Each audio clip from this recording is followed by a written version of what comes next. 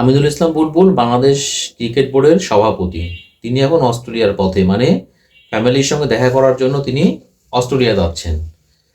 তো তার এই অস্ট্রেলিয়া যাওয়া নিয়ে মানে বিশেষ করে তিনি হচ্ছে রিটার্ন টিকিট কাটেননি। এই রিটার্ন টিকিট না কাটা নিয়ে সোশ্যাল প্ল্যাটফর্মে গুঞ্জন ছড়িয়ে পড়েছে যে তিনি আর বাংলাদেশে ফেরত আসবেন তো, তিনি আর বোর্ডের সভাপতির দায়িত্ব পালন করবেন তো, নাকি অস্ট্রেলিয়া থেকেই তিনি আসলে রিজাইন লেটার পাঠিয়ে দিবেন যে তিনি আর বোর্ড প্রেসিডেন্ট থাকতে চান না। তো দেখেন, একটা মানুষ তাকে রিটার্ন টিকিট যে কাটতেই হবে এরকমটা কিন্তু বাধ্যতামূলক না। হ্যাঁ, আমরা এটা জানি যে রিটার্ন টিকিট থাকলে পারে একটা নিশ্চয়তা পাওয়া যায় যে আমি আজকে অস্ট্রেলিয়া যাচ্ছি, হয়তো আমার 1 মাসের কাজ আছে বা 20 দিনের কাজ আছে, কাজটা শেষ করে আমি অমুক দিনে ফিরবো। এবং এটাও ধরেন যদি ওই সময়ের মধ্যে আমার কাজ শেষ না হয় তাহলে পারে আপনি তো ডেট পিছিয়ে নেওয়ার যে ব্যাপারটা সেটাও সম্ভব, ডেট চাইলে আপনি এগিয়ে নিতে পারবেন, ব্যাপারটা তাই। কিন্তু যেহেতু আমিনুল ইসলাম বুলবুল তিনি কোনো রিটার্ন টিকিটই কাটেন নাই, এজন্যই মূলত ওই গুঞ্জনটা ডালপালা মেলছে যে হয়তোবা তিনি আর নাও ফিরতে পারেন। এখন কথা হচ্ছে যে তিনি একজন নির্বাচিত বোর্ড পরিচালক, তারপরে বোর্ড প্রেসিডেন্ট। তিনি কিন্তু নির্বাচনের মাধ্যমে জয়ী হয়েই বাংলাদেশ ক্রিকেট বোর্ডের সভাপতি হয়েছেন। এরকম না যে তিনি হচ্ছে এমনি এমনি বোর্ড প্রেসিডেন্ট হয়ে গেছেন। প্রথম কথা হচ্ছে এটা। দ্বিতীয় কথা হচ্ছে যে তিনি কেন রিটার্ন টিকিট কাটেননি, আসলে এইটার উত্তর ভালো তিনি দিতে পারবেন। আমিনুল ইসলাম বুলবুল ভাই তিনি ভালো বলতে পারবেন যে তিনি কেন রিটার্ন টিকিট কাটেননি, তার আসলে কোন পরিকল্পনা থেকে তিনি রিটার্ন টিকিটটা কাটেননি, এটার উত্তর তিনি ভালো বলতে পারবেন। এবং তিনি যে যে কথা বলা হচ্ছে যে জাতীয় নির্বাচনের পরে তিনি বাংলাদেশে ব্যাক করবেন, এ কথা বলা হচ্ছে আর কি।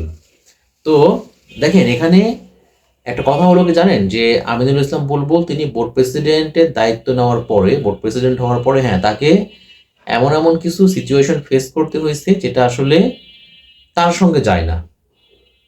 মানে তিনি হয়তো বা এরকমটা কখনো আশাও করেননি। যেমন যদি একটা বলি, ধরেন তার সময়ে তিনি বোর্ড প্রেসিডেন্ট হওয়ার পরেই কিন্তু এরকমটা হলো যে বাংলাদেশ প্রথমবারের মতো টি-20 বিশ্বকাপ তার খেলা হচ্ছে না। এবং এই বাংলাদেশ দলের যে বিশ্বকাপে না খেলা নিয়ে কত কিছু হয়েছে, কোথাকার জল কোথায় গেছে, এইগুলা আসলে আর নতুন করে আপনাদেরকে বলতে যাচ্ছি না।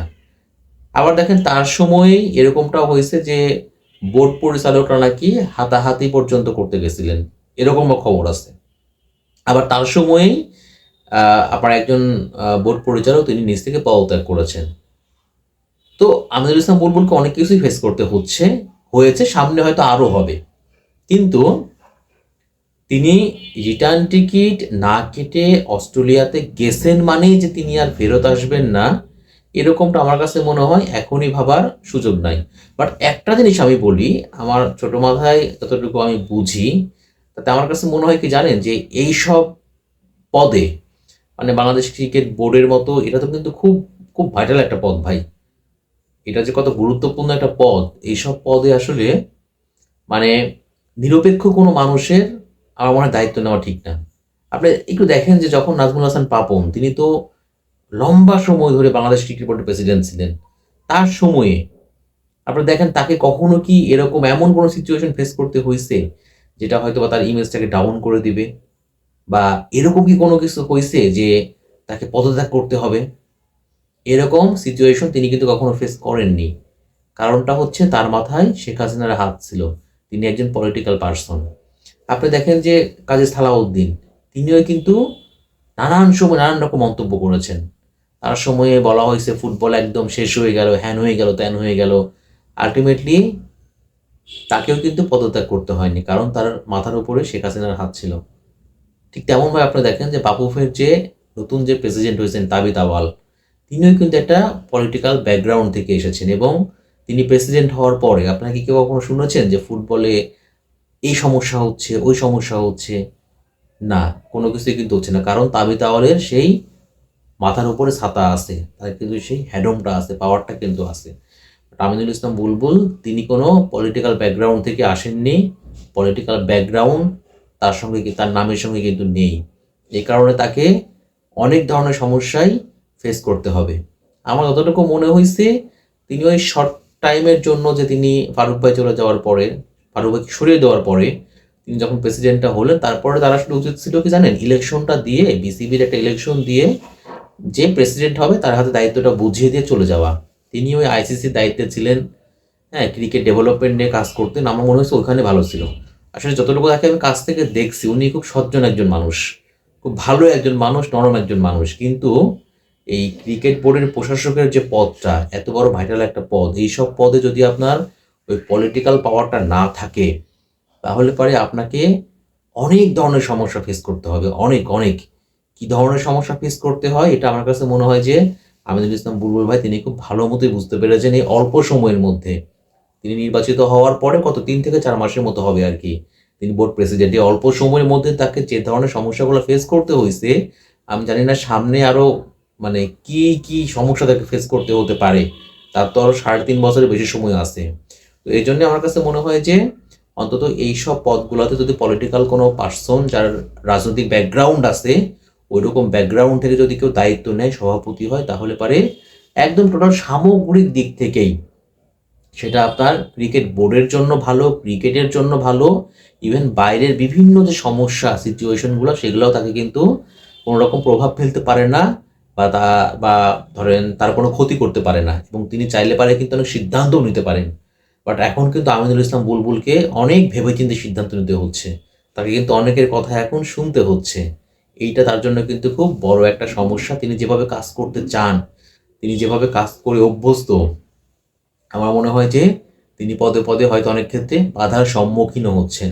এবং এরকমটাও গুঞ্জন আছে, বোর্ডের অনেক পরিচালক তারা নিজেরাই নাকি এক একজনকে সভাপতি ভাবেন, সভাপতির মতো ভাবেন। তো তাইলে পরে আপনি বোঝেন যে তাইলে এখানে বোর্ড প্রেসিডেন্ট, তার ক্ষমতা, তিনি কিন্তু কাগজে কলমে বোর্ড প্রেসিডেন্ট, এটা কিন্তু অনেক বড় একটা পদ। বাট আলটিমেটলি তিনি হয়তো বা প্রেসিডেন্টের যে ক্ষমতা, তিনি তা সেটার পরিপূর্ণ অ্যাপ্লাই তিনি করতে পারছেন না।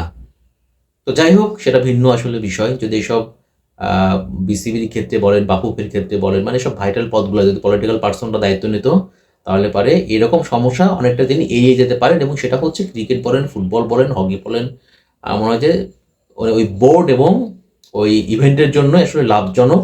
এবং তাতে করে ওই ইভেন্ট, ওই আপনার স্পোর্টসের যে ক্ষেত্রটা, সেটাও কিন্তু অনেক উন্নতি করে থাকে। এখন যে কথা বলছিলাম যে আমিনুল ইসলাম বুলবুল তিনি কেন রিটার্ন টিকিটটা কাটেননি, এবং তিনি আদতে বাংলাদেশে আর ফিরবেন কিনা, নাকি অস্ট্রেলিয়া থেকে তিনি পদত্যাগপত্র জমা দিয়ে দিবেন বিসিবিতে মেইল করে, এগুলা নিয়ে খুব বেশি আলোচনা করার সুযোগ আসলে নাই। কারণ আকাশে যখন চাঁদ উঠবে, সূর্য উঠবে, তখন তো আমরা সবাই দেখতে পাবো। যদি আমিনুল ইসলাম বুলবুল 3-4 মাস কাজ করে ক্লান্ত হয়ে পড়েন, এবং যদি মনে করেন যে না, তার আসলে কাজ করার ক্ষেত্রটা ছোট হয়ে গেছে, তাকে পদে পদে, তিনি বোর্ড প্রেসিডেন্ট কিন্তু তাকে পদে পদে বিভিন্ন সেক্টরে বিভিন্ন জনের কাছে জবাবদিহিতা করতে হচ্ছে, এবং তিনি যে টার্গেটটা নিয়ে বোর্ড প্রেসিডেন্ট হয়েছিলেন, বাংলাদেশের ক্রিকেটের উন্নতি করতে চান, উন্নতি করা তার লক্ষ্য ছিল, তিনি করতে পারছেন না, তাহলে পরে দেখবেন তিনি নিজ থেকেই, আমার মনে হয় না তিনি আসলে এই পদটা আঁকড়ে ধরে বসে থাকবেন। তার কাজ করার অনেক সুযোগ আছে অন্য জায়গাতে, অনেক সুযোগ আছে। তো সম্মান থাকতে থাকতেই নিজের সম্মান নিজে বজায় রেখেই তিনি নিজ থেকেই রিজাইন লেটার পাঠিয়ে দিবেন বা পদত্যাগ করবেন। বাট এই যে এখন যে কথাগুলো বলা হচ্ছে, তিনি শুধুমাত্র রিটার্ন টিকিট না কাটার কারণে, রিটার্ন টিকিট না কেটে অস্ট্রেলিয়া যাওয়ার জন্য বলা হচ্ছে যে তিনি আর ফিরবেন না, তিনি আর দায়িত্ব পালন করবেন না। এই যে গুঞ্জনগুলো ছড়ানো হচ্ছে বা যে কথাগুলো বলা হচ্ছে, আমার কাছে মনে হয় যে এখনই আসলে বলার সময় আসেনি, আর একটু অপেক্ষা করলে পারে সবকিছু পরিষ্কার হয়ে যাবে। আর এটা তো পরিষ্কার, তিনি তো বলছেন বা জানা গেছে যে জাতীয় নির্বাচনের পরেই তিনি বাংলাদেশে ব্যাক করবেন। তো আপাতত যেহেতু আমাদের বাংলাদেশ দল বিশ্বকাপ খেলতে যাচ্ছে না, আমাদের সামনে নির্বাচনের এই সময়টার মধ্যে এখন আসলে বাংলাদেশের মানুষ নির্বাচন নিয়ে বেশি ব্যস্ত। তো এই সময়টাতে তিনি তো তার ফ্যামিলিকে সময় দিতে যেতে পারেনি।